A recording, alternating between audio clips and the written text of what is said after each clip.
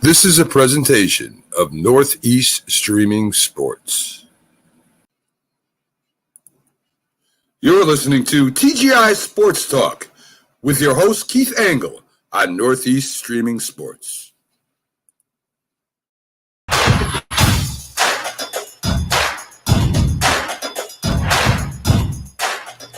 Good evening, everybody. Welcome to TGI Sports Talk's College Football Huddle right here on Northeast Streaming Sports, our last show of 2022. Hard to believe. We're coming down the stretch. We got some good ball games going on. Well, it's not a very good game going on with Arkansas and Kansas right now, but we're heading towards the semifinal games this weekend. We'll talk a lot about that tonight. We'll make some predictions on some of the other games. A little bit about some of the bowl results, a little bit about the transfer portal. We'll have Jim Biringer from the last, I should say the last word on hockey. He's our hockey guy on other shows, but he's our college football guy tonight from the Mad Radio Network. We'll have Lary Sorensen on around 7:30, 7:35 from Wake Forest, color analyst there. Talk a little bit about the ACC changes. Sam Hartman hitting the transfer portal and rumors hot and heavy that he might be going to Notre Dame. And I want to talk a little about if he's one of these cases that maybe the NIL money is keeping him in school longer. Maybe the chance to win a national championship too. I don't know, but the NIL money may be greater for him to stay than to take the next leap to the NFL at this point. It could happen. Good evening, John DeLon. SEC. Yes, that was the game I was referring to. Arkansas, 31-13 now, by the way. Kansas just scored. I guess the over would have been a great bet here, huh? I got off to a good start in college bowl season, and I've kind of hit the skids this weekend. But today I've got North Carolina plus 13.5, and I've got Ole Miss minus 3.5, John.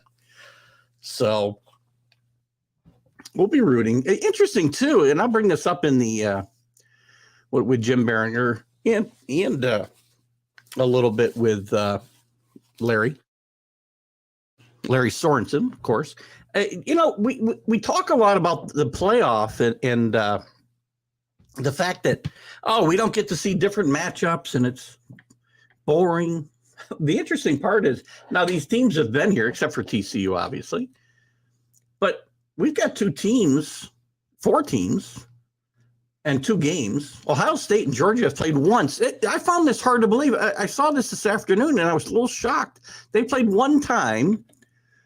Geez, I want to say in the Citrus Bowl. I can't be sure. In 1993, and Georgia won that game 21-14. And Will Munchop,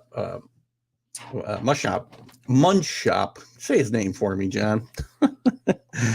Threw a little shade on Kirk Herbstreit from Ohio State, the great, I think, college analyst. And said he asked him to throw him a football during a luncheon, and as soon as he threw it, he knew that they would not lose the game. The Hogs are just overpowering the Jayhawks on the lines. Listen, Kansas, nice bounce back season for them, but let's not forget, they did start out 6-0, and some of the wins that they had turned out not to be such great wins, obviously. But look, it's 6-6 in a bowl game, I guess, for Kansas. Nothing to be embarrassed about, but Arkansas should be taking care of business here. I should have got a bid in on this game and did not. The over is what I liked here. And I forgot the game was at 5:30. 6 o'clock, I went to put a wager in, and guess what? Can't pass post them. So anyway, what we got here? And let's not forget they're Kansas. Well, they are Kansas, yes. Listen, Lance Leopold's done a great job there.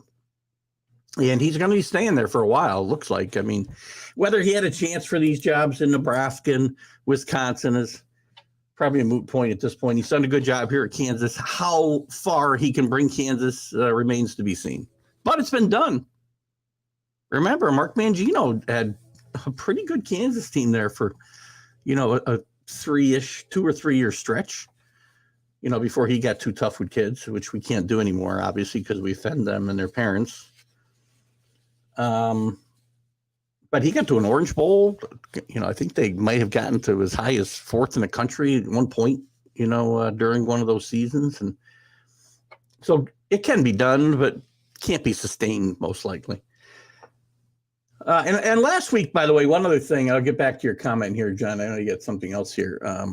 I was remiss last week in not giving out our condolences and a rest in peace to the great Franco Harris. I did it on my Sunday show, and I need to do it here. He had a really great college career at Penn State under Joe Paterno, and as you know, Franco, a legendary player with the Steelers, passed away last week at the age of 72, somewhat unexpectedly.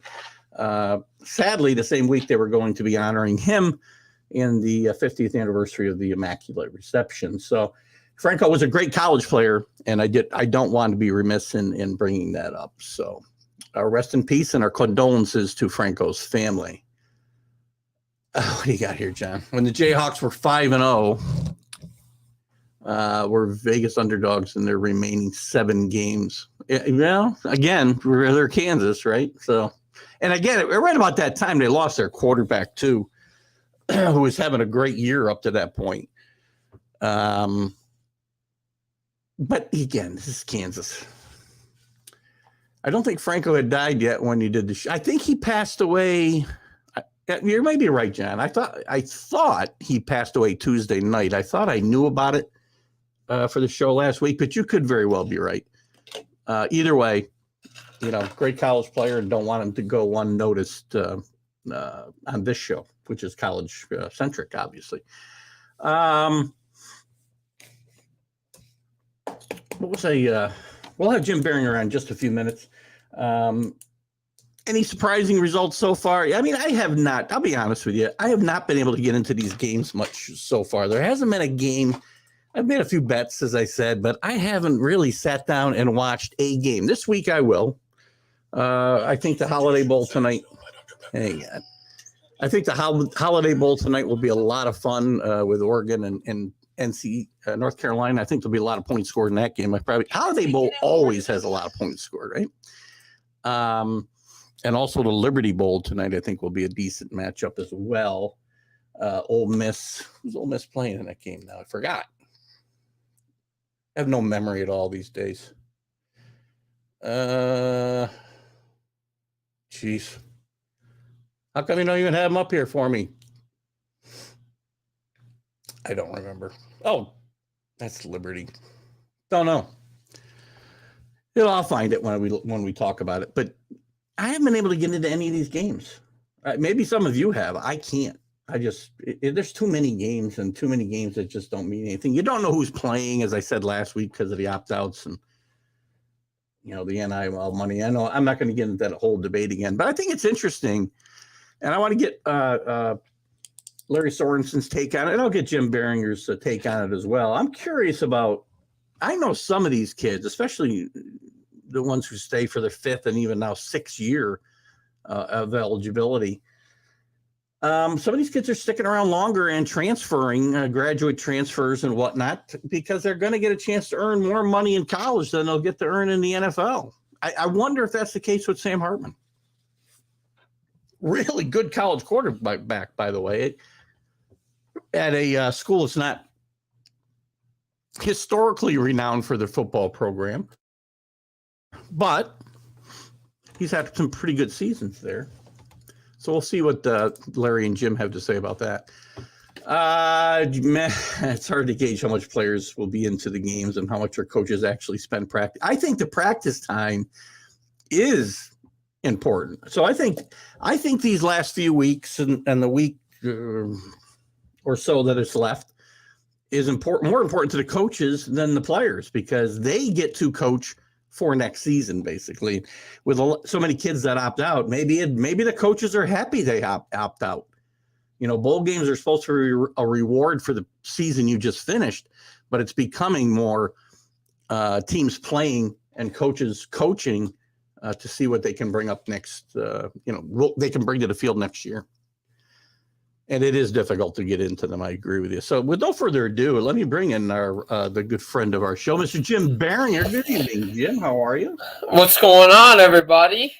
Good to have you with us tonight as we finally get it. We're just talking about if we've been excited about any games, and I was saying I don't think I've watched. I've laid down a bet or two, but I have not watched an entire game this entire bowl season. I've seen bits and pieces of games, but I've not watched an entire game. I think outside of maybe like that Friday, that first one, I've seen bits and pieces of games. I watched a little bit of Wisconsin and Oklahoma State last night around the World Juniors. Just want to see what Luke Fickell was bringing to Wisconsin. He's definitely brought a different style of offense to this team and a different confidence to this team, and they looked really good because it looked early on that Oklahoma State was gonna. He didn't coach that game, though, did he? Apparently he did. I don't know. Somebody said he coached a game, but I thought I read Jim Leonard was going to be his last game. Now maybe he was still, slid back into his defensive coordinator role. I don't know. Right, but I mean, I know he was definitely around the team for sure.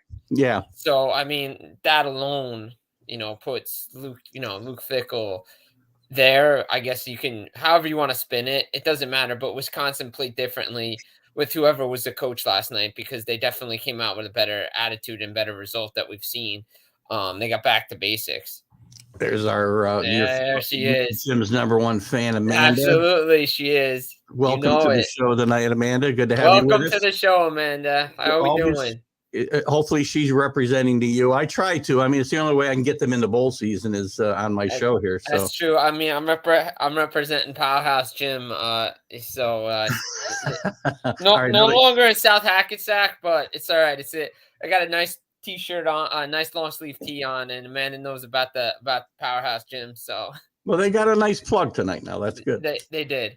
Too many freebies on this show, man. Jeez. I know, right? Somebody's got to start to sponsor us. God. Jeez. Speaking of you, some interesting news today. Ed Reed, who's been wanting to get into coaching and actually wanted the Miami job, I believe, last year. He kind of openly campaigned for it. Is got the head job at Bethune-Cookman today. So he's going to start his coaching career at a lower level, but good for him. I think Ed Reed might be, we see Dion come in, maybe Ed Reed can make a difference with some kids here. Who knows? I mean, I think this is what I think. I wouldn't be shocked in 2 years to see Ed Reed back with the U, coaching the U, because Mario Cristobal, unless he gets his act turned around real quick, could be out the door real soon.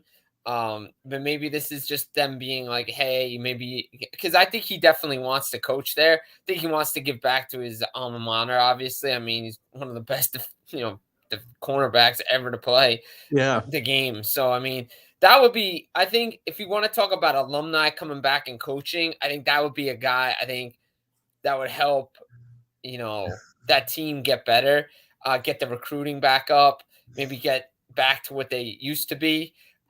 Because, again, when Mario Cristobal took this job, I didn't think, I should say took the job, they went out and got him, but I didn't think it was the right fit because I thought they were making strides under the previous head coach.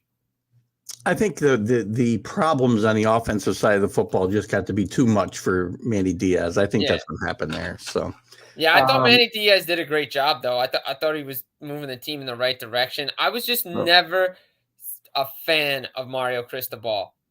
I'm not sure if Amanda's talking about me or you or the gym guy or Ed Reed. I'm not sure, but I think all of us. I think we're all in this thing, but I think mostly Ed Reed. We're gonna jump in. Let's jump into we got the playoff semifinals coming this weekend. We can make some predictions. I started the show with an interesting thought because we hear all this talk about the fact, the same teams are there all the time. We see the same matchups. Well, we've got 4 teams in there, and I got looking today. Georgia and Ohio State, remarkably, have played one time in all of their history, and that was in 1993. Georgia won the game. And I don't know if it's obvious or not, but TCU and Michigan have never played. So we've got, I find that an interesting fact about this weekend as well. How it will play out, I don't know. But we finally New Year's Eve, get to see these teams square off on the field finally after sitting around now for a month or so, which we'll see what kind of factor that has. Sometimes it helps if you get in some injuries and whatnot, maybe get healthy. In Ohio State's case, it may help them, maybe. And in some other cases, you may see some rust on these guys. What are your thoughts about these games, Jim, in general, before I jump? They're second to last 14 playoff. I'm looking forward to these games. I think, I'm going to be interested to see what TCU brings to Michigan because, they're the newbie here. They've never been to this thing. They're, like Cincinnati last year. Let's see what they can expect. I mean, I think early in these games, we're going to see what a lot of these teams are made of. I go back to last year, after Alabama scored, Cincinnati was driving the timeout and only holding them to 3 points. I think Cincinnati scores that game. I don't think the result's going to be different. I think Alabama still wins the game, but the game's probably a lot closer and the confidence is building and they're scoring. I think that's the big thing right now is you're going to see what TCU can do against a Michigan team that's, really out for revenge, not against TCU, out against Georgia. They want Georgia in the championship game and they want to make up for what happened last year. Yeah. And they're on a mission to get back to the national championship and they want Georgia. Now, will this hurt them against a TCU team that's got really nothing to play for? Yeah, it might. I mean, we saw that in the Ohio State game. Ohio State was thinking all they were thinking about was revenge. What happened last year got away from the game plan. Look, Michigan's known to be a second half team. Can the running game grind TCU out? TCU is known to be a comeback team. Yeah. What happens if this game is close? We really don't know. I want to see Max Duggan on that big stage. Let's see what he can do. But it's going to be a good matchup. I think Michigan's definitely the better team and probably should go to the national championship. But again, I look at the starts for both of these games, Georgia and Ohio State. Georgia was clicking in the SEC title game when they played. I mean, up and down the field, they were moving the ball. Ohio State really hasn't played in over a month. We really don't know. The last time Ohio State was on the field, they were getting blown out by Michigan in the second half. So, I mean, we really don't know what this team is going to be like when they take the field. What I do know is that home field advantage is big for Georgia. Look, as Kirby Smart said in interviews, they didn't pick the site. The bowl games pick these sites, but they're playing in a place where they scored 99 points. You can't discredit the fact that it's a home game for Georgia. Oh, I agree. You know what, though? I do think Georgia gets a short end of this draw because if there's a team talent-wise, and again, they've got to put it together, and they haven't played in a while, as you mentioned, Ohio State's probably got the best talent to try to match up with Georgia talent-wise. Michigan's good, and they beat Ohio State. I get that, but I think talent-wise, Ohio State even doesn't lap them, but they're ahead of Michigan.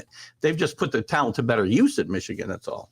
I think so too, and I think the one area that I think Georgia's weak at, and I mean, to all your Georgia fans out here, that I know they'll come in here dogpiling on me, is if you could stretch the field on this team, the back end of this team is still an area of weakness for this team. They're still good. Don't get me wrong. They're one of the best teams in the nation, the number one team in the nation. They're trying to beat Alabama, but you could spread the field out on this team. Ohio State has the wide receivers, have those cornerbacks tested. So, I mean, this is where a lot of guys had some coming out parties last year. But again, I think Georgia gets it done. I think we're looking at a Georgia-Michigan championship game, which I think would be right because those are the two best teams in college football and standings wise. But I think on the field too, I think these are the two best teams. And we're just going to see what happens. Again, you could play it on the field. They don't play it on paper because if you played it on paper, I think everybody put those two teams in there. And as we've seen in other sports and around the league, upsets can happen, especially when you're not playing your best. I would agree. And I think these are going to be,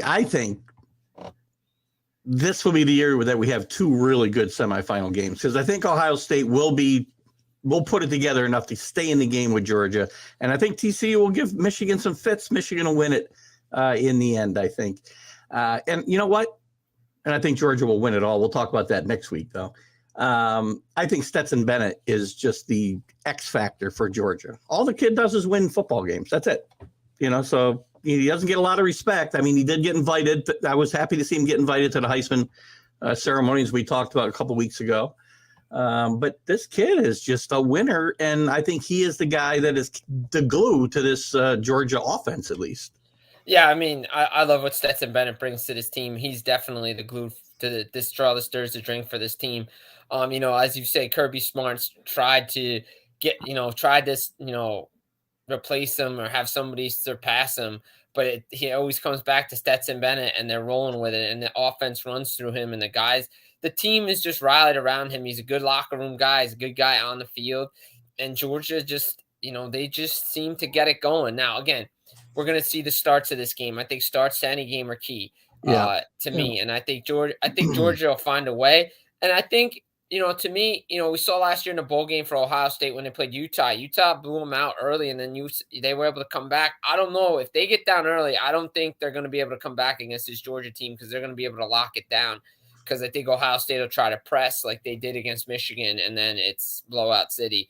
I hope we have some close games. I really do, because the history of this thing, there's been one close game. The rest of them have been blowouts. Yeah, I'm gonna pick Georgia in about a 7-point game. I think, John, you might better bet the money line here, because I think 21's too much. And in a line like that, you can play a great game and you get beat in the back door at the end of the game. I don't think Georgia's winning by 21 in this game. Yeah, I don't either. So the money line might be the way to go there, John. John's our SEC elitist, so we'll defer to him there. Listen, Georgia, I think, is going to win. I do think Michigan, I think it'll be a great game, Michigan and TCU. I really do. Because, again, like I talked about Stetson Bennett, Max Duggan's the same kind of guy. He's tough, didn't even have the job to start the year, had to win the job, has overcome a lot of bumps and bruises, as everybody does at this point of the year. But this kid, you watched what he did against Kansas State. Even though they lost that game, that guy won a lot of fans, I think, that night for sure. Oh, so he'll keep him in the game. He definitely did, and he's going to keep him in the game. And I think, TCU, I mean, look, we know what Michigan can do. We know Michigan can run the football. J.J. McCarthy's playing great. But again, yeah, well, they do have something to play for, yeah. But in terms of the sports world, they don't really have anything to lose. Look, everybody is picking Michigan. Would it shock everybody if TCU won? Absolutely. Yeah, they're playing for a championship. But again, when TCU wanted this, the Big 12 had no championship game, and they just relied on the record. Mm-hmm. Now they have a championship game, and that's why they're in here, and they had a great season. But to me, I think Michigan is just a stronger team, bigger at the line of scrimmage. Let's see what these wide receivers can do against a strong Michigan team that's looked really, really good all year. Now, look, TCU, again, Big 12. Does Big 12 get respect? No, but let's see if they can get some in this game, because if they keep this game close, there's going to be a lot more respect for TCU. It's going to be an uphill climb. Again, starts to both games are key to whoever wins. Absolutely. And as we said, Michigan's a slow starting team. TCU doesn't start really quick either. So the second half of this game, it might be time to tune in here. Yeah, exactly. They're first up, right? Right. And good evening, CA, by the way. It's good to have you with us. But again, they have something to play for. I would not be shocked if TCU went out and found a way to win this football game. I wouldn't be shocked. I just don't think they will. That's all. No, but we've seen Michigan, they've had those games where they have to grind them out. Like, not every game's been a blowout for them. I think we've seen, what was it, Illinois, I believe, right before the Ohio State game. They had to grind one out. Yeah, Jen, I know you love the SEC. I just don't think, and when I say this, it doesn't mean they couldn't win by 21 or more. I just don't think they're 3 touchdowns better than Ohio State. Talent-wise, no way. I don't think they are. I mean, it's hard. I know you will make an argument that they are, John, but I don't think you can make that comment. I really don't. If they weren't in the Big 12, if they weren't in the Big 12, I'm not sure. I'm missing something with. Yeah, I'm missing something because they're in the Big 12 and they were in the Big 12. Maybe that's what he's talking about. Them waiting for years. Yeah, the Big 12's been waiting for years, no doubt. Well, they have been, because they've been in the Big 12. And the last time there was that Baylor situation when TCU came down, records. TCU, I think, was in 4th that one year. And then I think somebody jumped them because of the championship game. Oh, Ohio State. Ohio State jumped them, and then they won the whole thing. Yeah. Yeah, that was one of the more controversial. I thought we'd be losing the playoff right away when that happened, but the 14 playoff anyway, but it didn't happen then. And by the way, a couple of quick things here. Amanda had put up, apparently she was talking about Ed when she was talking about Ed Reed. That's what I figured. Yep. Thank you, Amanda. I'm hurt, but I'll get over it. Jim, I'm not so sure about. You'll have to deal with him later. And something else I thought I wanted to put up here, but now I don't see it. So anyway, what's John got here?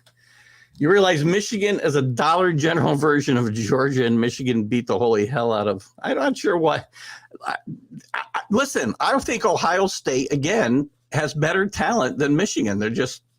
I think they're better. I'm sorry. I think they're better coach. I think this is a huge game for Ryan Day. Ryan Day goes here and gets blown out. The Ohio State fans are going to start getting a little heated. All right. So I heard that I've seen this thing going around, and I don't believe it. That this could potentially be Ryan Day's last game if he loses. I've said myself, I think he's the next coach of the Cleveland Browns. He could be. Do you hear the other part of that rumor? Mike Vrabel? No. I heard Mike Vrabel. The Ohio State people want Mike Vrabel badly. I've heard. He ain't leaving Tennessee unless he gets fired. What was the other part you heard? The other part was I heard Urban Meyer might come back. That's not happening. No, I know that's not happening. Yeah, listen, every time there's a job opens up now, Urban Meyer's name comes up first, and it's not happening. He was going to Cincinnati. He was going to Nebraska. He's not going to any place. He ain't going to any place. He's going back to the studio. He's got a better chance of getting a Putham-Cookman job when Ed Reed gets fired, probably. I thought you did say good evening, CA, but that's okay. You don't need to apologize. You can jump in with your comments. We were in the middle of something. I don't disagree. Ryan Day listen, I don't think he's a great coach. He's had great talent there. Great talent. And he has not come through with much with it. 2 losses to Michigan to boot. Let's you and I before we have to say goodbye for this weekend. Let's go through some of these other games. Who you like here in Oregon and North Carolina tonight? Just a winner. Just a winner. I bet Oregon, North Carolina, but I think Oregon will win. I think Oregon will win. North Carolina's defense is Swiss cheese. Texas Tech and Ole Miss. That ought to be another fun shootout. I think both these games tonight will be shootouts. I like Lane Kiffin. My boy Lane Kiffin and Ole Miss tonight. Yeah, I would take. I'll take Ole Miss tonight. They're looking for a bounce back. Tomorrow in the game everybody's waited for, the Pinstripe Bowl, Syracuse and Minnesota. Nobody cares. Minnesota win this game by at least 2 touchdowns, I think. Roll that boat for Minnesota. And a game that might be fun, Oklahoma and Florida State. And by the way, Oklahoma is a huge disappointment. People don't talk about this enough. Venable come in there with all kinds of hype. This team had talent enough to win the Big 12 this year and finish 6-6. And so, again, I think this guy's going to be under the gun a little next year as well. I think he's definitely under the gun, and it starts tomorrow against Florida State. I really think it does because, I mean, look, we've seen anything is possible in these bowl games with so much time off. Florida State was one of the hottest teams when the regular season ended. They should win, but I would not be shocked if Oklahoma wins. Another interesting matchup at the Alamo Dome, Texas and Washington. I like the Huskies here, but Texas will listen, Texas. What Texas team you getting? Yeah, that's the thing. I mean, every week it's something different, and they're going to have to get consistent and start winning the Big 12. They're only going to be there one more year. They need to start winning games like 10 a year, or Steve Scarcesian is not going to be there much longer. Well, I mean, look, they're getting like this. I guess they're getting introduced to what life is in the SEC because I don't see. I think 6-6 is as best they're going to get right now. Notre Dame, South. I'll take Texas to be different. I think in the Alamo Dome, the Alamo Bowl at home, I think they win that game. I'll take Washington still. Notre Dame and South Carolina. South Carolina finished up well, strong, I should say. Notre Dame maybe not quite as strong. A lot of rumors about Sam Hartman being their next quarterback, which I'll talk to Lary Sorensen about in just a few minutes. I actually like South Carolina in this game. I'll take Notre Dame. I think they could get a nice win here. Maryland, NC State. Probably don't care about this game too much. NC State. I'll take it. NC State for the I will dub. take NC State here as well. They lost their offensive coordinator recently to where did he go to? Damn, he took a head coaching job. Slipping my mind right now. Pittsburgh and UCLA will play also on. I think this is Friday. Friday, yeah. I'll take UCLA and UCLA should here. win. Yeah, UCLA. Ohio, Wyoming. Nobody will be watching this game in Arizona, but I'll take the Cowboys or Wyoming in this game. I like Ohio in this one. Tennessee, Clemson. There's an interesting. That should be a game. This should be a board. good game. The Orange Bowl, first of the New Year's Six bowls. Yeah. Clemson has impressed me towards the end. I think in their bowl game they looked really good.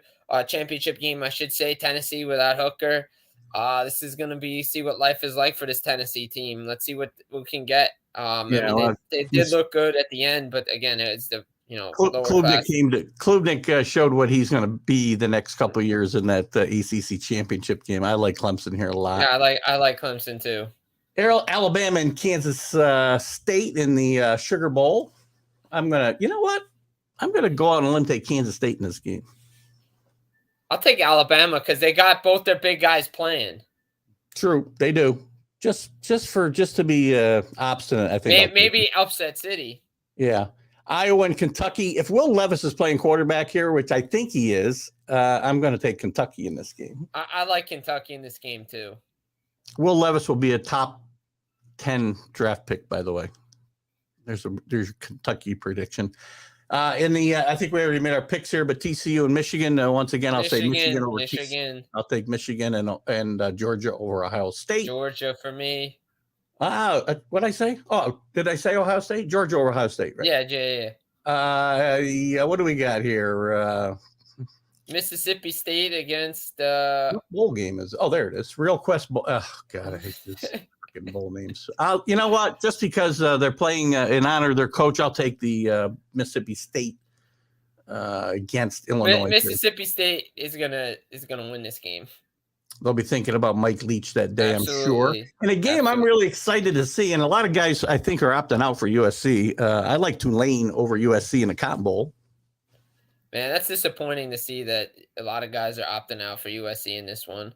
I still think they got enough firepower to win, but I wouldn't be shocked if Tulane won. And the second of the two Cheez-It Bowls, this one's a Citrus Bowl. LSU and Purdue will play. Purdue without their head coach Jeff Brom, who's going on to Louisville. I'm going to take Kelly's team here in his first year. He's done much better than I thought he would do at 9-4, number 17 in the country. I'll take LSU over Purdue. I'll take LSU too. And Penn State and Utah in the Rose Bowl, which I think will be an interesting matchup. I'm going to stick with Utah.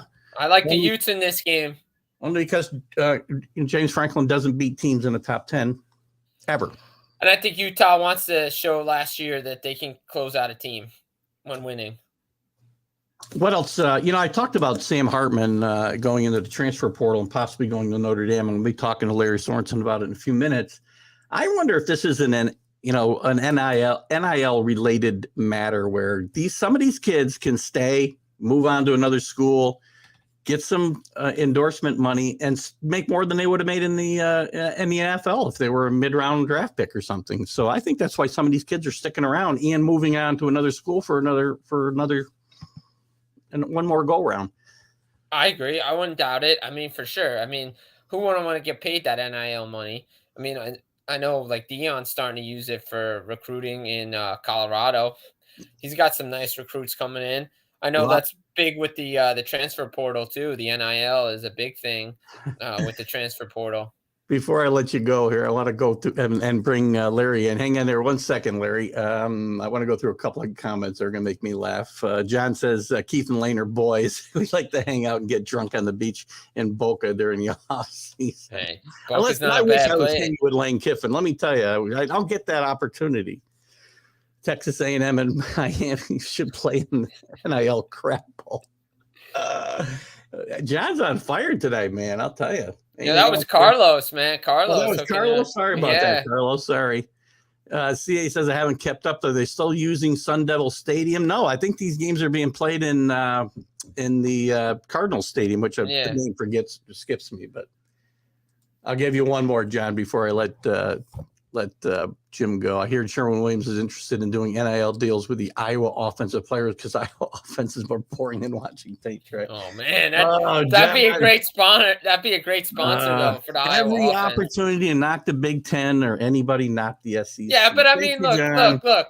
But before we get out of here, I mean, John's right though. I mean, Iowa's offense was so boring this year. Oh, I don't disagree. They set football back years.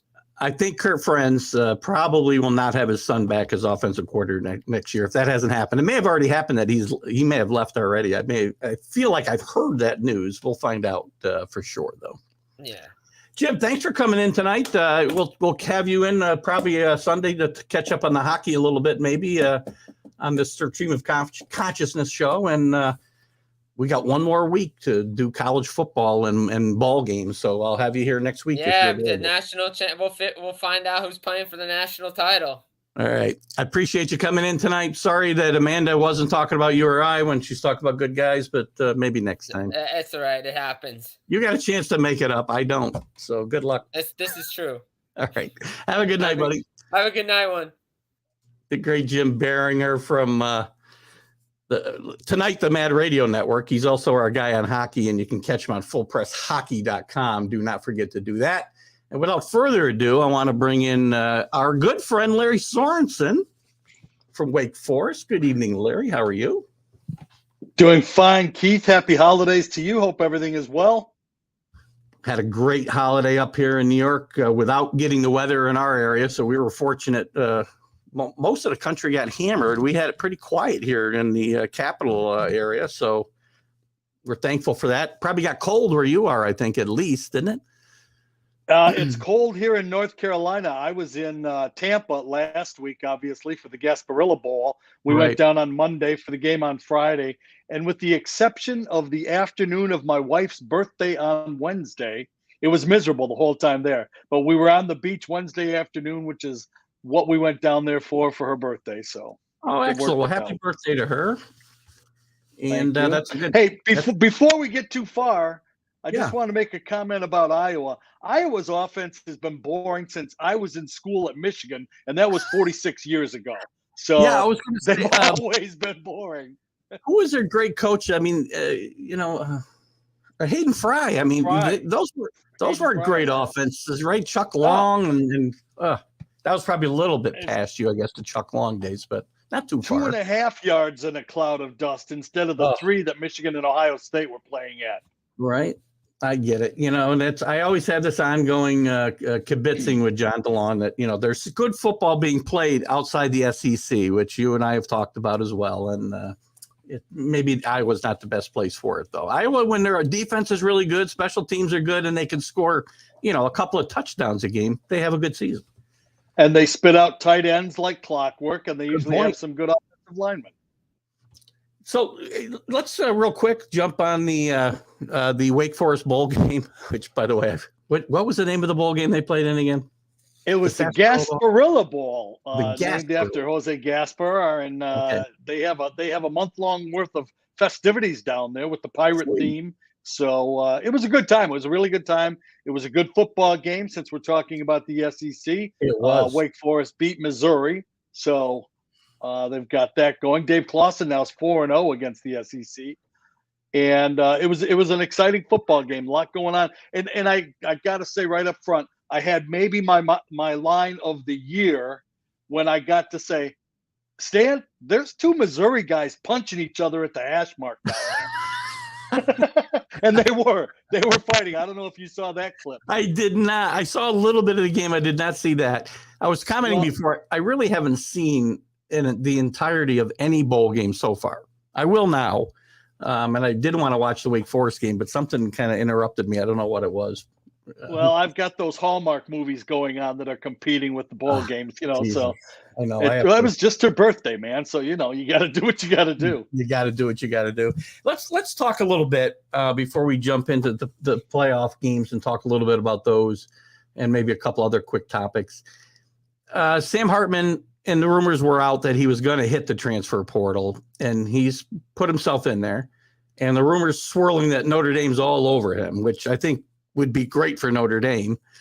But, it struck me today, because I've talked about this a lot recently and on my shows and some other shows, that a lot of these kids in this situation are staying because they have a chance to get more money in NIL money than they do. And you and I may have talked about it as well, than they do being, even past the third round, let's say, in the NFL and guaranteed money. They're better off staying. Is this one of those Sam is kind of the epitome of that scenario. Yeah. And he announced, and he hadn't talked to the media for a while because he didn't want to talk about it. So he went better than a month without talking to the media. And then he finally came out, and he's a funny guy because he's got a terrific sense of humor, and he'll say under his breath what he really wants to say. And then when everybody can hear him, he goes into coach speak. So they asked him at this press conference, are you thinking about coming back? And he said, no shot. Yeah, you never know what's going to happen down the road. But his first response was no shot. Now, everybody took that to mean that he was going to try the NFL. But most of the NFL people are saying 6th round at best. Yeah. And the $1 million mark goes away in bonus money about player number 75 to 90, right in that range. Mm-hmm. That's not 6th round. And, personally, I think for Sam, it's an opportunity to go out, show he can do different things than run the Wake Forest offense, which, as we've talked about a million times, is just a little bit different than your traditional college offense. Or even the NFL. Or even the NFL. You're exactly right. Yeah. And he can go out and show that he can run a different kind of offense, show off some of the different skills. One of the knocks against him is that he's not as big as they would like him to be, but he's tough as nails. He steps up into a short pocket because that slow mesh really shortens up your distance away from the ball. And so he's really only 3 and 4 yards away sometimes instead of 7 or 8 yards. Right. And so he steps up and he gets beat up a lot and he keeps getting back up. So bless his heart. I wish him all the best. He's been nothing but great to us with Learfield as we broadcast the games. And he's been a terrific, terrific competitor. I mean, look at his numbers. First all-time in the ACC in passing touchdowns. Second all-time in the ACC in passing yardage. Second all-time in the ACC in yardage, in touchdowns responsible for. He's in the top 20 in all-time football. He's done some remarkable things. He has, and I'm assuming there's no animosity around campus. People are wishing him well. He's given them everything he's got down there, and he's got a degree. He gave, and I think the common theme is they gave him 5 years. He gave him 5 really good years, got a degree, and he can walk away with a degree from Wake Forest, which is a pretty darn good thing to have.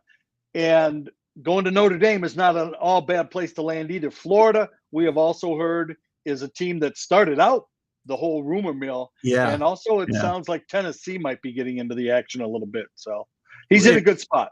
If you had to guess, where would you think he'd land? Of those three? Yeah, Notre Dame.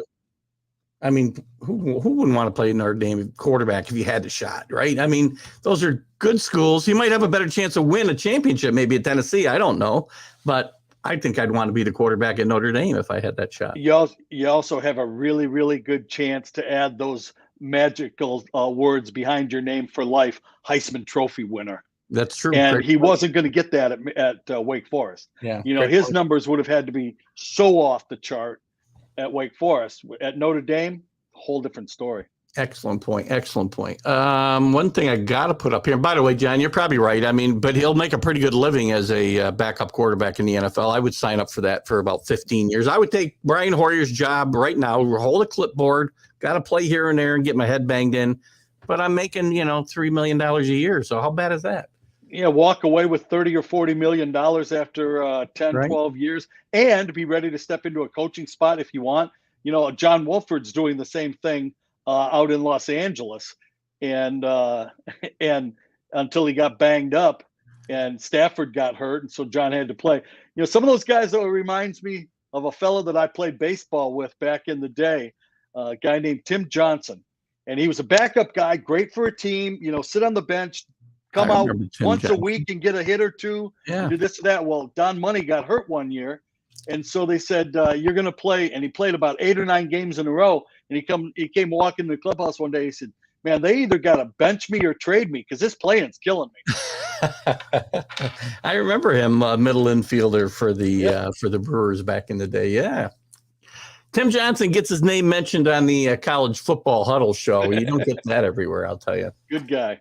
And the New Yorker, Carlos, he wants you to be the NCAA president, or he's not really happy with Baker, which I don't know why he would be. That's what we need. And he's got a good point here. Somewhere he says, I guess I'll ask your comment on this.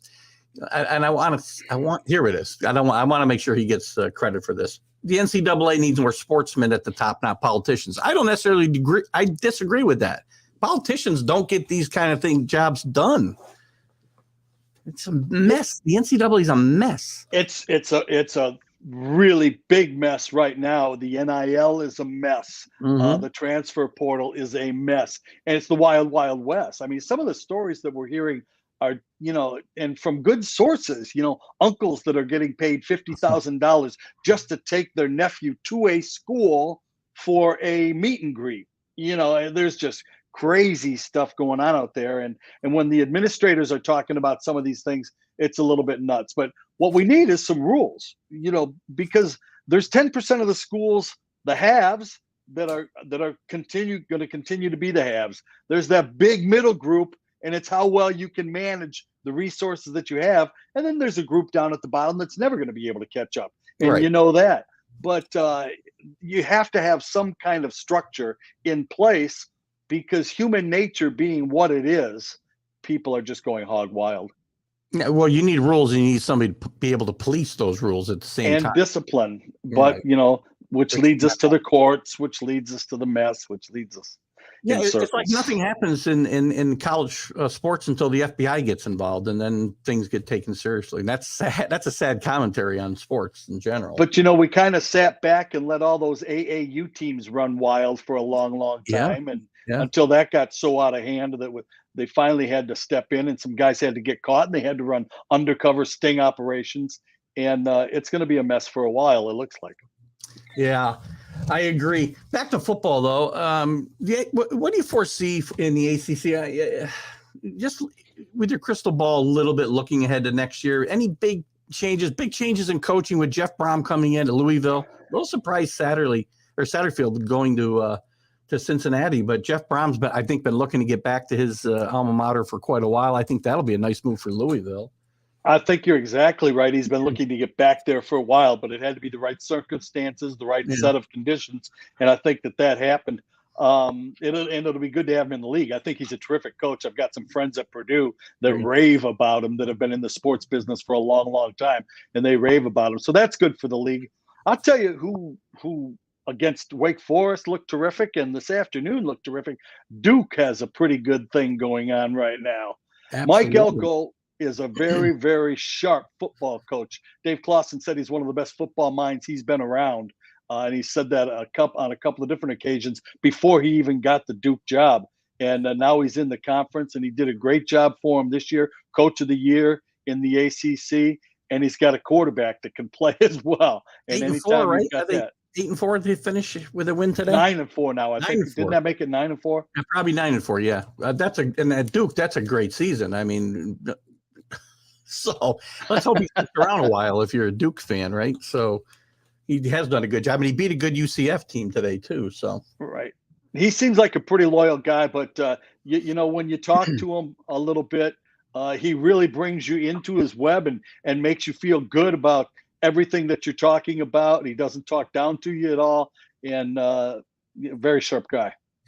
The other major change was at Georgia Tech, where Brent Key keeps the interim. He had the interim tag, removed, and he keeps the job. They played much better the second half of the season. Not great, but much better than they did before Jeff Collins got fired. Do you think that team will see some improvement? Are there other teams you see making a leap next year?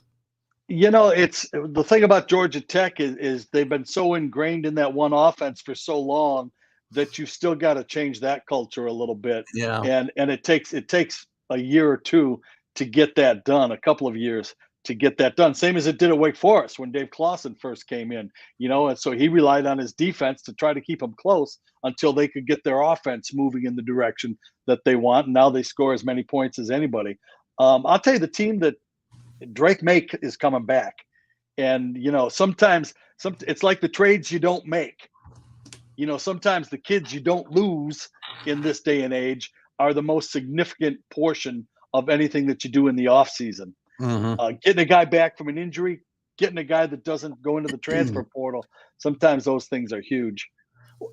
Speaking of Drake May, and he's a great player. He's going to be, I think he'll be probably the best player in that conference for the next couple of years, as long as he sticks around. The rumors about him being offered potential up to, I don't know if this is accurate or not. I've seen it several times. How reliable the sources are, I don't know. That but more than one team offered him upwards of $5 million in NIL money to jump in the transfer portal. Well, it was an odd sequence with that, because Mac Brown came out and he said people are doing crazy things trying to get Drake May. Yeah. May came out and he said, no, some of that stuff's not based in reality. And then Narduzzi at Pittsburgh threw that $5 million. Yeah. And then Drake May said that's really not based in reality. But look down to Miami and that quarterback that they brought in as a freshman. They're talking about $9.6 million that he got to come into Miami. And some of the stories, oh man, it's nuts. Well, again, why you need somebody strong to police, because we said this from the very beginning, that this was a slippery slope and it was going to get out of control, and we're seeing it. It probably worse than I could even imagined it. If some of these stories are true, it's worse than I even thought it would be just a couple years into this. Well, I mean, how we could not think it was going to be disastrous if we didn't put some kind of governor on some of these people to slow them down a little bit is absolutely ludicrous, and it's exactly what's happened. The thing that's sad is I do believe that players should see some of that money when the school's making money off of their number, their name, their picture, and everything else. I absolutely believe that students should, and there are a lot of players that are in school that are getting their scholarships and they're getting things paid for, but truthfully cannot afford to do some of the nicer things and can't go to work like some of the other students can. So yes, they have the benefit of the scholarship, but the extra things, okay, so I'm all for payers getting played. But once you get to school and you work it out, that's when you get paid. Not to get you to come to school there. How you can go through 3 schools in one day on signing day is absolutely a mystery to me. How you can go from one school to the next school and then you get another phone call, I say, oops, nope, I'm going to end up over there instead. I mean, that's just somebody with the checkbook out. And that's I thought it was bad with JT Daniels with 4 teams in 4 years, but you're right. Now you got kids doing it the same day, for crying out loud. It's just not conducive. And you put the portal into play with it. It's the combination of the two, I think, that's really the dangerous thing for college football. Because, I agree with that. If Drake May didn't get offered $5 million, somebody's gonna at some point. And who knows? But and if it puts so much pressure on the kids, and then the kids start having, they start getting everybody in the world whispering into their ear, and people that they've trusted their whole life whispering in their ear and saying things. What disturbs me more than anything, Keith, and it happened with a couple of Wake Forest players, is you see guys transfer from a school like Wake Forest, a school like, some of the upper echelon academic schools, Duke, for example, and you see him transfer and go to a smaller school, different conference, lower tier, group of 5 school, whatever it may be. And if you couldn't beat out the guy in front of you at Wake Forest, you're transferring to play football, and I get you love football, but you're throwing away a really good education that's going to serve you the next 40 years for 2 years of football that is going to be a memory in 3. Well, because too many of these kids just think, I'm just somebody seeing me away from playing in the NFL, and that's not realistic for most of these kids, right? That's 1,000% correct. Yeah, we forget how low the percentages are of these kids that are actually going to move on to a higher level. So like less than 1%. So it doesn't get much smaller than that, right? No. So, anyway. Let me move on to the big question of the day. Since your alma mater is involved in these big games this weekend, we'll start with the one that doesn't. Go Blue. Yeah. I brought up earlier too, and people are always complaining that it's the same matchups all the time. Well, of these 4 teams, there's been one game played between them ever, and that's in '93. Georgia beat Ohio State, I think, in maybe the Citrus Bowl. I'm not sure if I'm right on the bowl, but 21-14. Other than that, these teams have never played one another in either one of these games. I find that interesting in itself. And I think new blood is good for all of sports. I don't know how you feel about the 12 going to the 12 teams in the playoffs, but I'm all for it. I am. If they can handle it academically, because I just hate to see the academic side of things drop off. And I know how difficult it is for those guys. During I think it was the Thursday practice, they had some pictures at Wake Forest of guys that were in the media room on computers taking classes between meetings and workouts. And they were going back and had to sit in on some classes. A couple kids had to make presentations to their class from Florida. And, so they don't slack off. And so the schedule that those guys keep is pretty incredible. And I hate to see it interfere with any of that because we try to add games or the injury factor. I had it right. It was a 92 season, 93 Citrus Bowl. So thank you, John, for that. My SEC historian, also elitist, but we'll let that pass for the moment.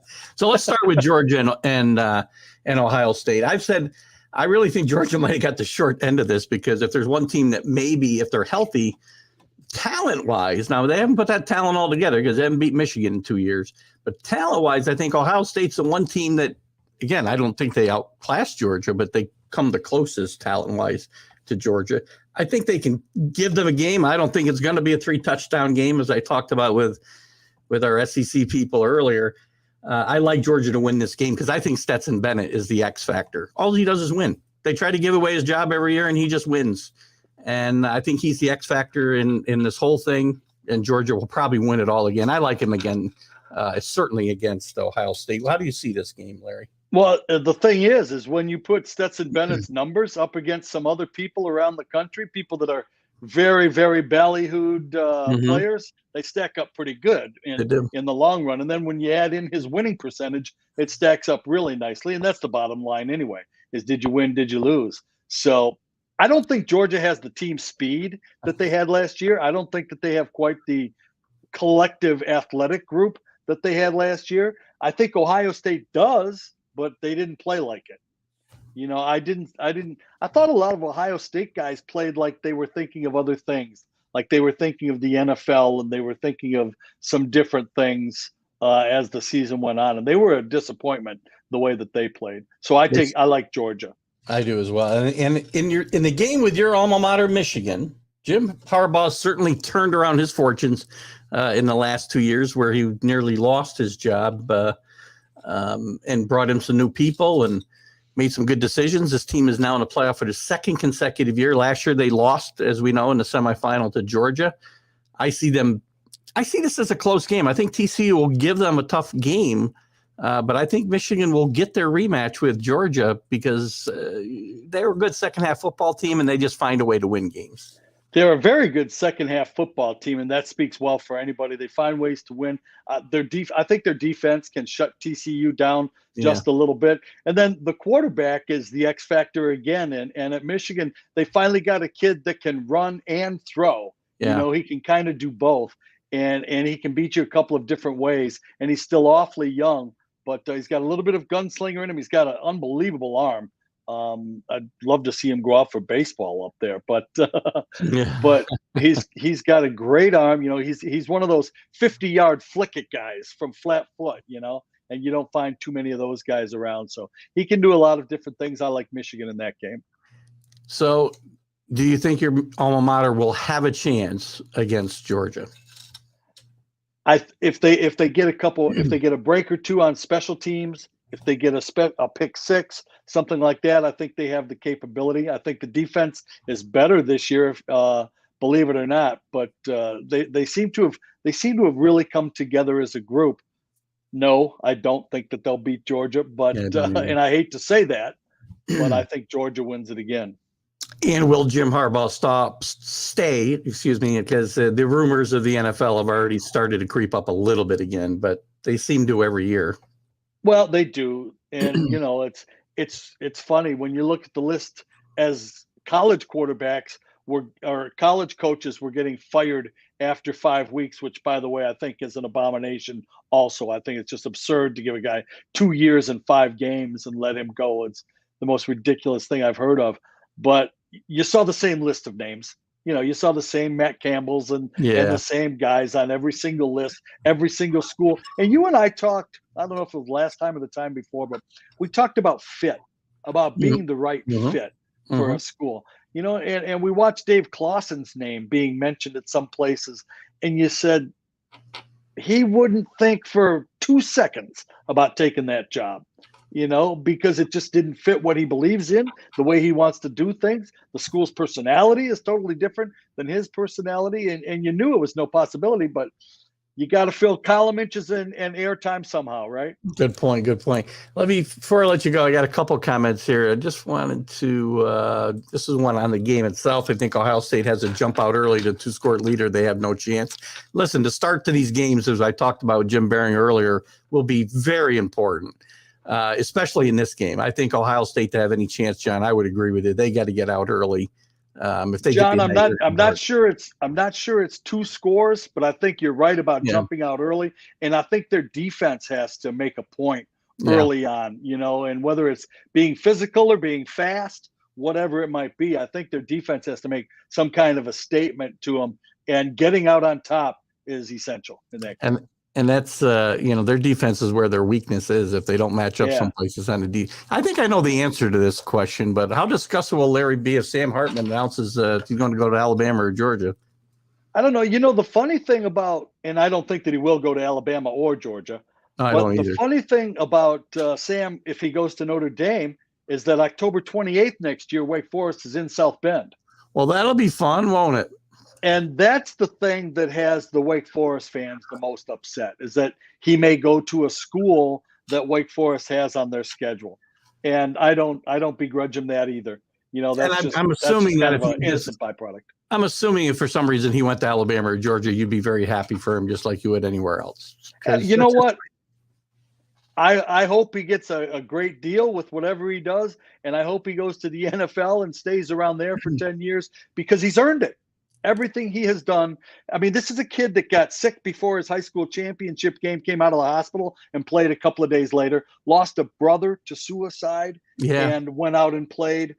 Had a rib taken out before the first game this year when all that happened, and that didn't come out till late and was very quiet. But with that blood clot that he had on his left side, he also had a rib taken out during the same surgery. And he played the whole season like that. So he's a tough kid that deserves everything, and he's earned everything that he's going to get. And John, you and I we'll talk more about this after I bid Larry adieu, because we've had this conversation many times, and I'm going to have it again with you, John. This is not a participation trophy by expanding this playoff, because I'm pretty sure the SEC has won a couple of participation trophy championships then, because they got teams that weren't champions of their league that won championships. So let's not go too far here, John. We'll talk more about that. Larry, I appreciate you coming in as always. It's been a fun season. I want to get you in hopefully on Sunday morning sometime to chat a little baseball and some of the changes coming there.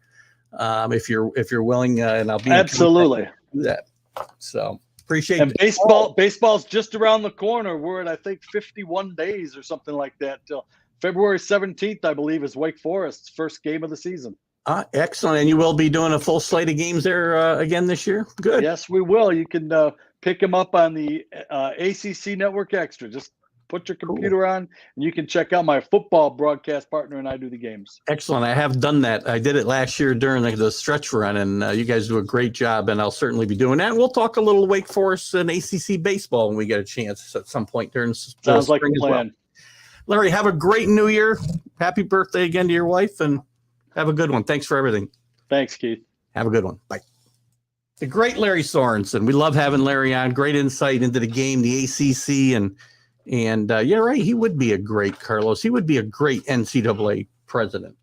Let me get to a couple of these comments. I didn't mean to, you guys comments, how much I appreciate them, and I'll try to get through a few of them here that since Larry's gone. It's hard to do it when we're chatting back and forth. I try to get some up that are And good evening, Augustine. I didn't see you pop in, but good to have you with us. And as always, your Oregon team is going tonight, as I saw a couple of comments. I will tell you, I think they will win. I did bet North Carolina, but I'm getting 13.5. I don't expect North Carolina to win this game. Ian will put that up. I'm sure Larry will see that as he's watching. What else did we have here? We were talking about carrying clipboards. John would be happy to carry a clipboard in the NFL. Give me $1 million a year. I only got to work a couple more years, so give me $2 million a year, and I'll do it for sure. There's Augustine with his Oregon Ducks. What do we got here? Sadly, we need a politician who has contacts with all the senators and congressmen to get all these states to agree on a law concerning NIL. Well, you can't get all the states to agree. It's state law stuff. This should not be a federal. It should not be a federal issue, like many issues that do become federal issues in the real world outside of the sports world. And you can figure the ones I'm talking about. I'm not going to get into a big political discussion here, but they should be states' rights, not a federal law. And the NCAA needs to have their own governing body, not let the Congress decide things for them. Reorganize the conference due to TV contracts takes away from better matchups. You're going to see more and more of that.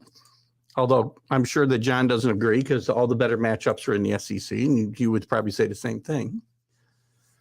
None of the NIL money is guaranteed until these students fulfill. I don't know if that's actually true.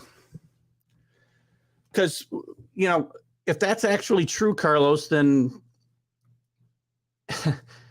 why wouldn't the money get taken away from these kids who don't even play out the full season, who sit out these bowl games? If I'm giving you a bunch of NIL money, I'm certainly want some of it back if you're not playing in your most visible game of the year, in most cases, in many cases. The education system always loses because, these are institutions of higher learning, but they're there to win football games because football brings in money. Now, it doesn't hurt it hurts the education system for the kids, but these programs bring up in so much money that gets buildings built, gets grant money brought into these colleges. Don't think that winning football programs hurts the education system. There's other problems with the education system. Sports is not part of it. Sports brings a lot of money to these schools that could be used to better educate the kids that are not playing football. Price goes up for enrollment. Well, again, how about taking the billions of dollars? Well, there are billions in total being spent, and put that towards, and they do put it towards some grant money. But you could lower tuitions at some of these schools for sure. Thank you for that, John. I'll get back to your participation trophy thing here in a second. We talked about that. Carlos talked about Michigan's X factors, a stacked wide receiver group. Yes, I agree. McCarthy's got to be accurate with the football. That was some of the questions about him. I think he proved in the Ohio State game and the game before that against Illinois, where he needed to throw the ball down the stretch to win the game. I think he showed that he can be trusted throwing the football. The Samoan kid, I forgot his name, TJ something or other. Him and CJ Stroud have had huge games in order to. I agree. They both, him and the wide receiver, I can't remember his name either right now off the top of my head, John. But CJ Stroud is in the defense. CJ Stroud and his wide receivers have to be almost perfect. And the defense has got to be, they got to be perfect because the defense is going to give up points. But the defense has got to be better than it's been most of the year again.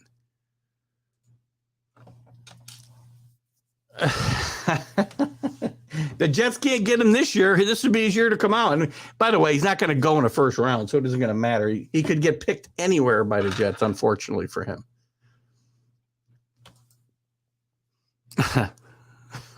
I think that was at the I agree, but to counter the argument, all the states have to be on the same page or it's not going to work. Well, I don't disagree. I don't disagree, but you can't get these states on the same page for anything. Labor law for states is a mess. John Delaney out the lawn. John Delaney. I know a John Delaney. I didn't see him in a group. You will watch the game. I bet NC State. I think that game's on 8. I should be able to see that one. The other game, I think it starts to like 10 o'clock or not even sure. The Ole Miss game. NLM monies is structured and taxed and all that other jazz. Yeah, it's really structured really well. Carlos, you seem to think, it's very funny. You really seem to think that this is some neatly configured thing, that all this money is tracked and it's all taxed completely and nobody's getting away with anything below board. And that is just Pollyanna-ish thinking. To think that all this money is being accounted for everywhere across the country is nuts, because it's not. Because it's not being, first of all, the universities weren't even supposed to be involved, and now they're steering kids where they want them to go. The universities are, because they know where the money is that the kids can get. That's not the way it's supposed to work. No, the schools themselves have people they're working with that are third parties. So the schools are involved. Yes. You're absolutely right. They have I want to call it conglomerates, but that's not what they call them. Coalitions, that's the wrong word, but it's the same. It's in the same vein, and this is not the way the system was supposed to work. It's not. The kids were supposed to be able to have some local car dealership use put their name up on a billboard, or EA Sports could use their name and likeness. This whole thing started, guys, whether you know it or not, in 1992-ish, when Ed O'Bannon sued the NCAA because, not the NCAA, well, the NCAA, yes, because they allowed EA Sports to use his name and likeness in a video game. That's how this whole thing started. Michigan does not have better wide receivers than Tennessee. I don't disagree necessarily there. But they will be better. Michigan's going to beat TCU. I don't think Michigan got any chance to beat Georgia. So any of my comments right now have been simply Michigan, TCU, and Ohio State, Georgia. I do think that Ohio State's wide receivers are better than Michigan's wide receivers, actually. But I think Michigan's got more talent on the offensive side of the football than TCU does, and the defensive side of the football. You really think there's a fail-safe? You know, Carlos, if that's true, then there's no fail-safe. There is none, because it's the Wild West out there. There is no central place that these things are being tracked. I don't know where you think this is. Send me something that shows me where this central organization is that's tracking all this NIL money that's being spent all over the country. Larry just talked about this kid at Miami who's got $9 million likely coming to him from different sources. You are naive if you think that. Well, you just said in your previous comment that there's a fail-safe system, but now you're going to tell me there's holes in that fail-safe system.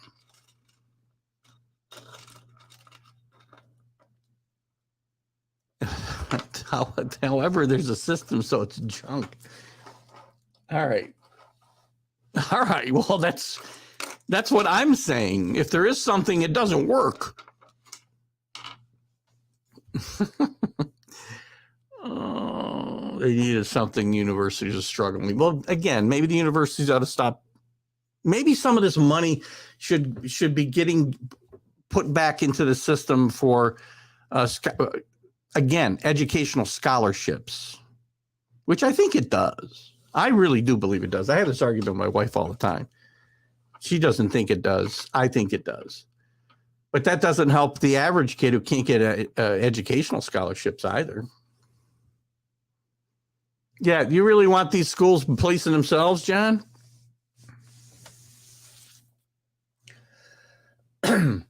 The NCAA wants the FBS, D1 in basketball to break away from the NCAA. Listen, these schools policing themselves is a horrible idea. I've said for a while that they need to hire, a commissioner of football, a commissioner of baseball, basketball, a commissioner, to be actually be able to police and enforce, put rules into place and enforce those rules and put penalties in place. There's holes everywhere in life. You're right there, Carlos, for sure. Don't get me going on this topic. Won't like what I got to say. The NCAA misses the good old days, as do I, by the way. When they could harass athletic departments for letting cross-country athletes make phone calls. Agree. Listen, you'll never get an argument from me, John. When we're talking about, let's talk about the NIL and the transfer portal for a second. The good old days, when I talk about the good old days, I'm talking about traditional rivalries and sports the way I remember it 50 years ago. And I know it's not going to happen, and it's pie in the sky thinking for me. But I don't want to go back where they can harass athletic departments for sending a kid home to his grandmother's funeral. A coach pays his way to get a plane ticket or a bus ticket, and that school ends up on probation. Or some coach gives a kid $20 to go have a pizza because he doesn't have any spending money at all, or make phone calls, as you say. Those days were ridiculous, right? And they shouldn't be that way. And also, I don't think, as Larry said, I don't think they ought to be able to use their likeness in video games and in whatnot. That's how this whole situation started. And to take it one step further, with the transfer portal, and you put the NIL together with it, you got one giant free agent system. And I don't know, and I do think kids ought to be able to move in certain circumstances, shouldn't be stuck in a bad situation. If your coach leaves, you certainly should be able to leave and not be penalized. If you can find, but I don't think you ought to be able to move just for financial considerations and have freedom of movement anywhere you want to go. You made a commitment to the school. They gave you a scholarship and paid for your schooling. Give something back. Maybe that's what you have to do. Now, again, it has to be a two-way street because these schools can cut these kids loose anytime. Just pull their scholarship and you're gone. So it has to be a two-way street. It never will be. Never said I wanted these schools. Well, okay, good. Oh, that's what the NCAA wants. Well, yeah, that's a ridiculous concept, right? And that's what's happening in a lot of these states where the NCAA said this when the NIL came into being. And when the NIL first started, the states that didn't have laws governing it, they said that the universities could police themselves. Oh my gosh, that's like giving bank robbers the keys to the freaking vault. Crypto, let's not get into that. There's no perfect system for anything in life. Not today. Things are too complicated in the world. There you go. Go Ducks. I want to get back to. Well, this doesn't look like. This is one of the groups helping universities and students with the NIL. Yeah, this isn't tracking it, though. I'll take a look at that. We'll talk more about it. The NIL has compliance and regulations that's questionable, and it's there. I agree. I got to go back to John's comment. I don't even know if I can find it, but the 12-team playoff, and I wish I could remember, John, the week after you and I first went around about this. This isn't a. Let me bring up. Where is this? Let me see if I can find. I wish I could search. They should have a search feature for all these. I think I'm close to it. By the way, this was a very funny line, John. I'm very sorry I didn't get it up while Larry was on. Said no SEC team ever. There was a time where Missouri had a good football team, but that time's long gone. Come on, John. Where's your comment about Keith? There we go. Let me put this up. So this is not a participation trophy. And listen, as I said before, there is nobody against participation trophy syndrome as much as me. Nobody. There could be people or more than me, I should say. But there could be people the same as me, but not more. I don't believe that every kid that gets on a team should get a trophy and be able to play and all this other nonsense, or the team that finishes 12th in the conference or in a tournament should get trophies. I'm not saying that, and that's not what a 12-team playoff is. When you've got a 12-team, and by the way, my idea, oops, sorry, I stole that from Basement Bob. I'll get sued again. 16 teams where all the teams are conference championships, 10 of them. 10 of them would be conference champions, and 6 would be the other 6 highest ranked teams in the country. That's not participation trophies. You know, these aren't teams that have gone 1-11. That would be participation trophy. If you let every team in the country in the tournament, that would be participation trophy-ish.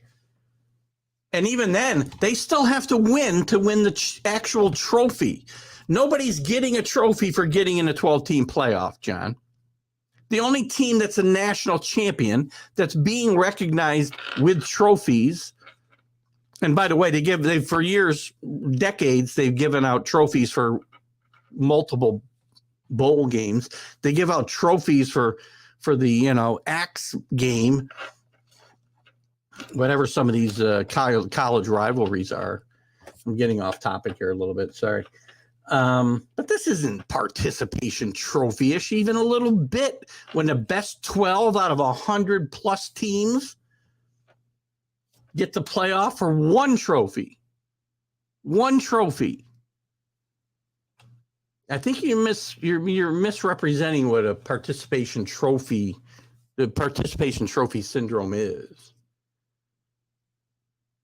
I know we got some other things here. I don't know how they can either. I don't disagree with you there. I've had enough about that, though. Answer one question. What are the odds that a team outside of the top 4 winning a natty who isn't an SET? The odds are high. I'm not going to tell you that they aren't, but they could happen. I mean, look at basketball. Why is basketball so much different? Because here's the thing, John. If more teams are included in that chance to win a national championship, the talent pool will, in some regard, flow to other schools, right? The AAC teams, the American Conference, they will get better players. Kids who don't want to sit and be third string at Alabama may go to some of these other schools like UCF. Well, we've already seen some of it.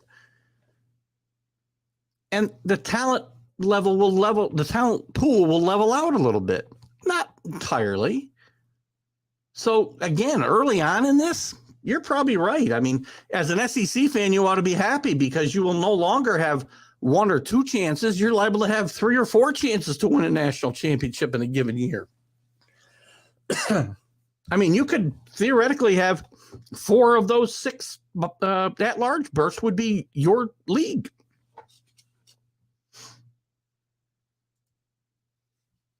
Yeah, you did. I know. The one about I think that's the one about the, it's all right. Believe me, I word stuff badly when I'm writing or talking. The more playoff inclusion argument is nonsense. I don't agree with that. Why?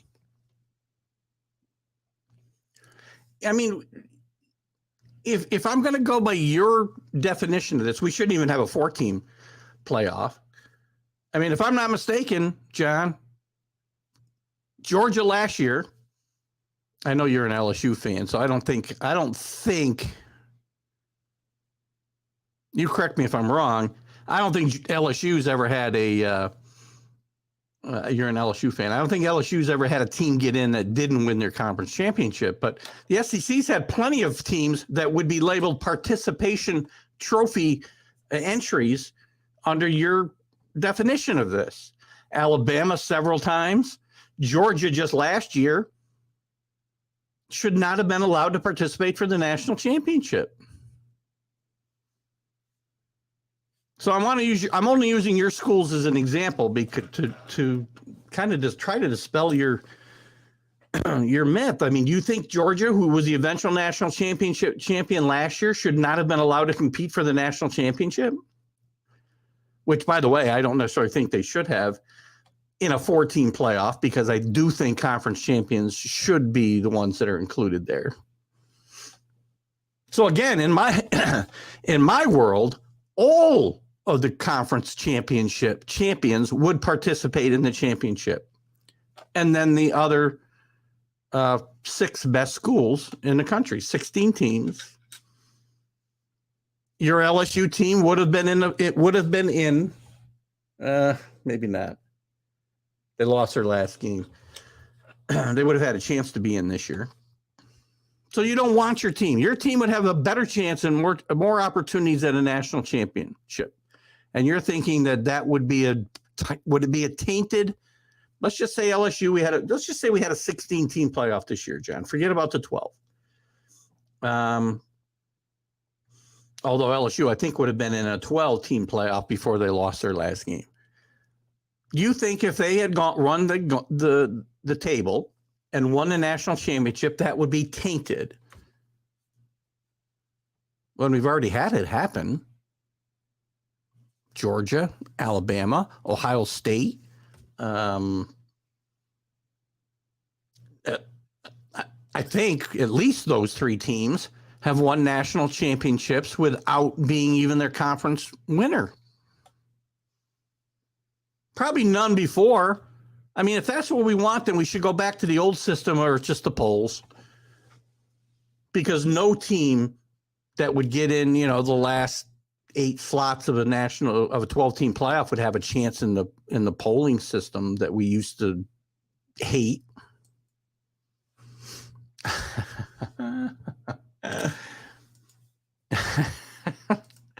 I have to bring you odds sometime, John, just so we can see you roll your eyes during this conversation.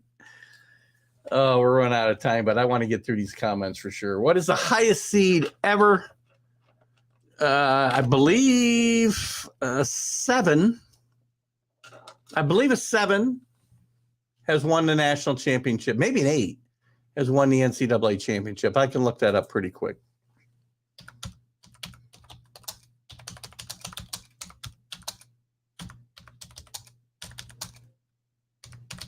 It's always fun to watch me type, though, isn't it?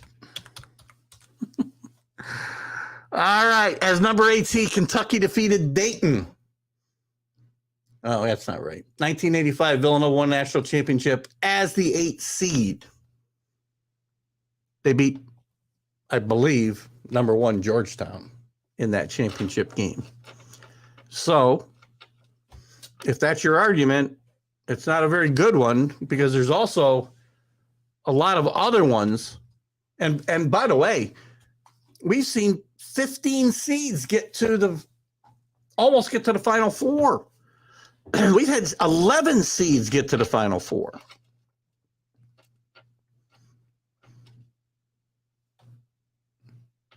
Now, I don't know if that's an aberration. I'm sure there's other. I mean, if I was to look at this further, I'm sure I would find lots of 5s and 6s also winning national championships. So it does happen.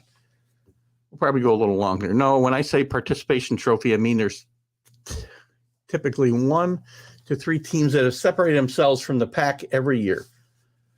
We barely need a 4th team. Now, no, this year we had trouble getting a 4th team just because there were so many teams, because there was nobody that stood out of anybody else for that 4th slot.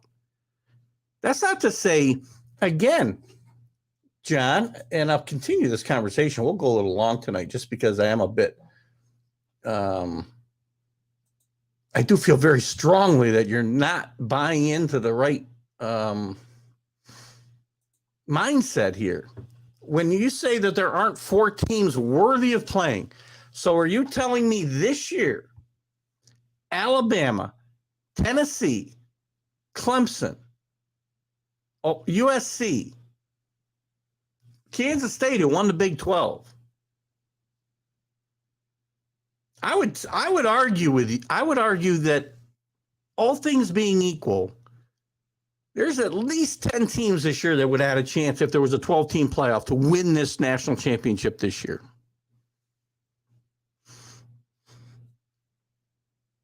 I did this a few weeks ago. I saw what the 12-team brackets would have been. The only team I would have said didn't have a chance to win was Tulane.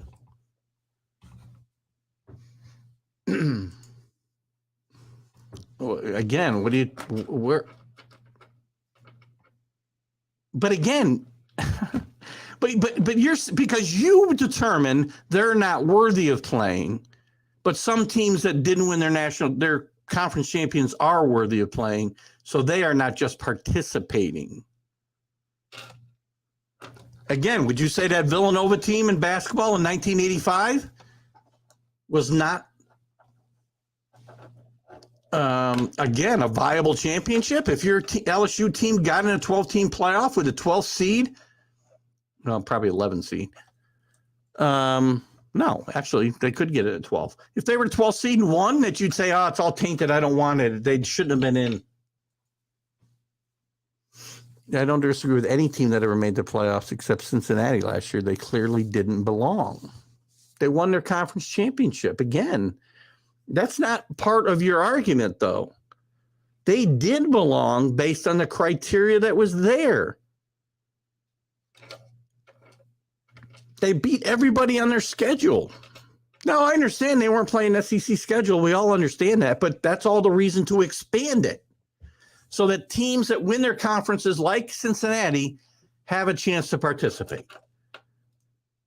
And teams that are really good and good conferences but didn't win their conference championship, like Georgia last year, have a chance to win the national championship.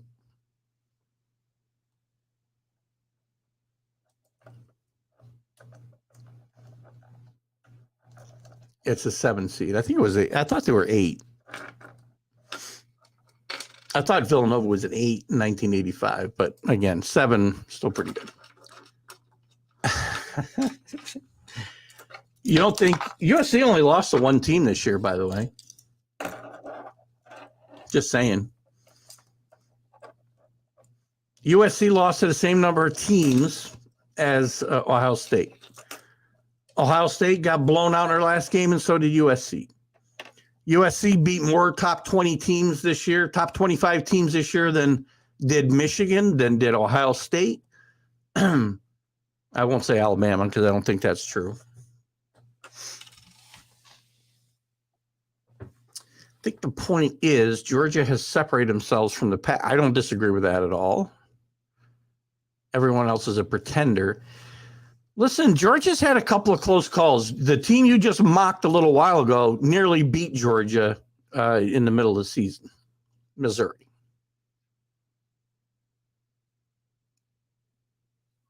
So, but your reasoning is, I get it. You're right. I do believe Georgia separated themselves. But by that reckoning, then why are we playing the games? Don't have any playoff. Just again, as I said before, let's go back to the old days that you referred to before, John, and let the polls decide who the champion is. Georgia's obviously separated themselves. They got 62 out of 63 first place votes in the AP poll for first place, and they ought to win the national championship just based on that. We all hated that. But based on what you're saying here, then that works. Except when it doesn't. Hell, get a blindfold monkey in a dartboard and dart to the last 3 teams. It doesn't matter because again, then why play the games? Then why are we playing the games? For money, I recognize that. Has the best team won every single college football playoff?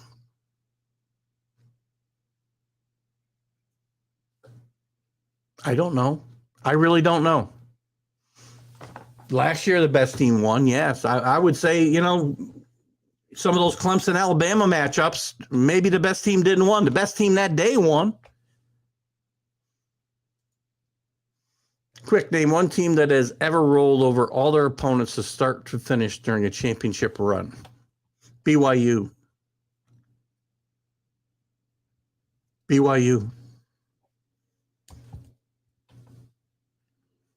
That's back during the poll system, by the way. The bowl game they played in, I believe, was against Michigan in the Holiday Bowl. There's one. Back in the day, and again, quickly, I can't give up. There's one that you would have said they don't deserve the national championship, and they probably didn't. There's a good example of why you need a playoff. And I realize that's one time in however many years. I mean, look at Miami. The year Miami beat Nebraska in the Orange Bowl, 1980. 1982, 1983, whatever year that was, when Tom Osborne went for 2. Miami wasn't the best team in the country that year, but they beat the best team in the country that year. That's why you need a playoff. I don't disagree with that either. Even in basketball, with 68 teams get in now, the best team often wins. And the best team may not be in one of the top-ranked teams in the tournament either. You got to remember that. I know basketball and football is a little bit different. No, BYU won the national championship. Look it up. 1984. They were probably part of the WAC. Let's check it out. We're going long tonight because of John DeLon. Let me see if I'm right. 1984 BYU. BYU National. Do you not know, John, that BYU won the national championship? Do you not know that? 1984 is right in the year. Robbie Bosco is the quarterback. They beat number 3 Pittsburgh on the road. They finished up beating Michigan 24-17 in the 84 Holiday Bowl. They went 13-0. Probably the least deserving national champion ever. Probably when the calls for a playoff first started. No, not close. Calls for a playoff were going on as far back as that Miami-Nebraska game that I just talked about, because Miami jumped from 4-1 and Auburn won their bowl game in front of them. See, I didn't just get off the bus.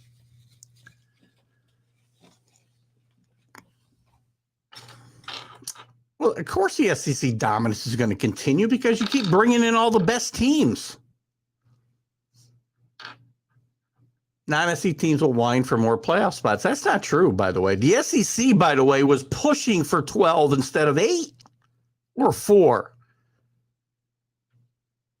The SEC wanted this as much as anybody, John. You make it sound like they didn't want this. They want it because there's money involved for each one of those spots. It's not just about non-SEC teams. You think it's all them that wants this. That is so far out in left field. Oh, gosh. John, really, I love having you on the show. I do. I really do. I am not Lary Sorensen, by the way. I am Keith Engel for TGI Sports Talks College Football Huddle. Listen, we got a lot of good stuff coming up. We got some good bowl games finally getting to us. Hopefully they'll be good. We got a national playoff championship semifinal weekend coming up on Saturday, New Year's Eve. Everybody, have a great New Year's. Have a great, safe New Year's. What do we got here? I can't go yet. It is an anomaly. I did say it was. Why wouldn't it be part of an argument? It's why it's one of the reasons we started talking about a playoff in the first place. You asked me, and I gave you an answer. There's one. Jen, you're the best. You are the best. I will be watching the game here in a little bit. I don't have it on right now because I didn't have a way to change the channel and still do the show. I have fun here. I do too, John. It's that's why I keep coming back because you're here. Guys, have a great New Year's. Stay safe. Be happy. Hope your teams do well. Hope I make some money. Keith Engel, out.